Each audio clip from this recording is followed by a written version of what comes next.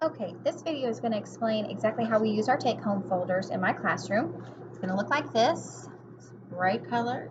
Can't lose it, hopefully. It'll have your child's name and their number within our classroom at the top.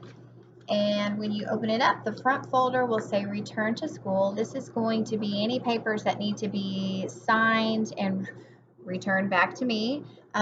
You can just place them back in this pocket and I'll know to look there every morning to take those out. If you have lunch money that needs to be submitted, a note to me would be fine to put here because I will be checking this pocket every day when your child turns those into our basket in the classroom. So that's a great way to keep in touch with me and make sure I get all the paperwork that we need back here.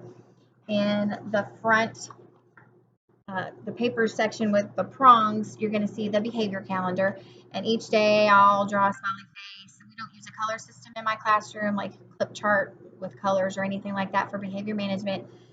Just would write a smiley face, or if the child is absent, I might make a note of that just to make sure that we all know I didn't just forget to mark a day or anything like that. If something has been an issue that day, I might write a little note, and I just ask that you take a quick look at it just to review.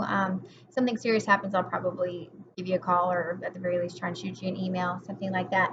Um, or if it's just an over and over kind of a pattern that we're seeing, I might give you a call.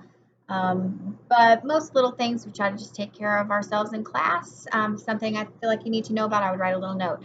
There's also a little box here for comments, notes, or just your signature at the end of the week. Just go ahead and sign it. That way I know that you did look at it. I know sometimes there's going to be days where people forget, so I understand that. But at least if you sign every weekend, then that will just let me know you're acknowledging that you did see the behavior calendar. Please don't take them out. We'll just keep flipping through as the weeks and months progress. We'll leave those in there. And the next thing I wanted to explain, there are a couple of page protectors in here. So these papers are going to be really important. Right now, you're going to start on the week of August the 14th. Start seeing what we call our weekly words, which will be our phonics patterns, spelling patterns, the words that they need to practice, and then sight words to practice for that week, and high frequency words to practice for that week. The spelling words are going to be helping them to decode, which means read the words, and also encode, which means sound the words out to be able to spell them. 5 of these 10 words will be on their spelling phonics test on Fridays, and 5 words that are not on this list but follow the same pattern will be on the list. So it shows us, they've practiced the words, but also they can apply that pattern to spell words that they haven't already practiced or memorized. So that's a good indication that they understand what the sounds make. Sight words are just words that they probably cannot sound out, but they're going to see a lot within the context of sentences and books that we read. So they need to be able to memorize those and know them instantly. They're not going to be able to be sounded out. They just have to know them within a few seconds.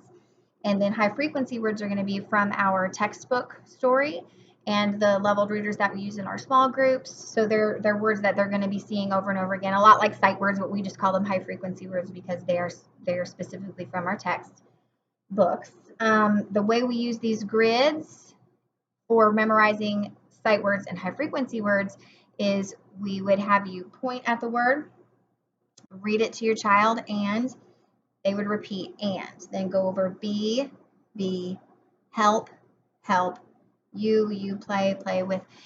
You need to make sure they're looking at the word, pointing at the word, and that you're reading it correctly so that they are practicing those words correctly and not memorizing them incorrectly, because of course after a little while some of the words start to have a lot of the same letters, just in different order.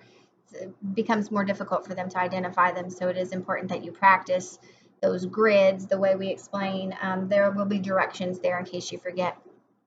On the back of our weekly words in our folders, we have our little homework. Not very much, it's just a simple little assignment that we ask you complete each day in my class. For here, we'll have the day of the week that it's to be completed. So for Monday, just have a little bit of handwriting. Tuesday, Wednesday, some counting and writing numbers, a little bit of glare. And on Thursday, there's nothing additional, just practice those phonics and spelling words, sight words, for assessment on Friday. And then down here in the box at the bottom will be basically like a decodable passage. Sometimes they're a little bit silly, but they're going to have a lot of the words that follow the same pattern that they're working on for phonics and spelling. So it's just repetition of those same patterns. So just practice reading that. And it says daily. If you could do that just really quick every night, it'll go fast once you get in the routine. Even though this isn't much for homework, it's first grade, and it's just to kind of establish that daily practice. And really, the most important thing you can be doing with them at home, besides the practicing the sight words, is just reading together. You can always add that on. The second page protector is going to be where I'll put the timed reading passages, and that's a whole nother explanation in and of itself that I'll try to make a quick video of to share with you. So don't worry about that for now, but don't take it out, please. Just go ahead and leave that in there.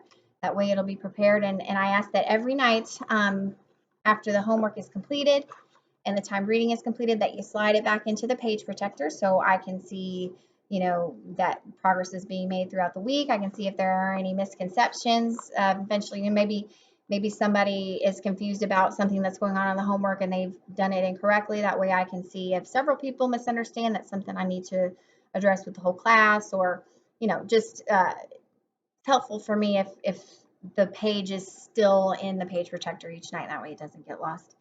And then in the very back, you will find the keep at home pocket. That's going to be any papers that do not need to return to school.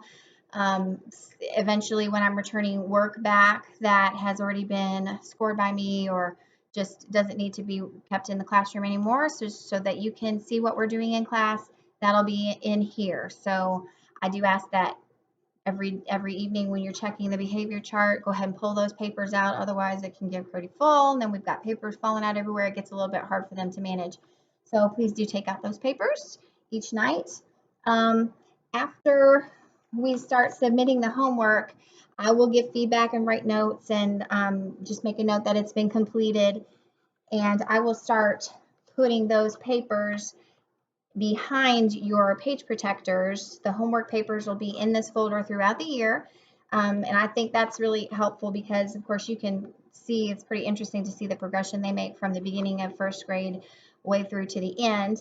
But it's always going to be a great reference of sight words that if there's a time where we need to go back and re-practice a certain grid to learn those, or if there's ever a time where you just want to review and quiz, or if you want to know like which words, I want to make flashcards, so which words have they already been taught, then you can always go back and reference this. If you ever need anything to read, practice reading, you can use these decodable passages. So it's all going to be there for your reference for review, or just for however you'd like to use it throughout the school year.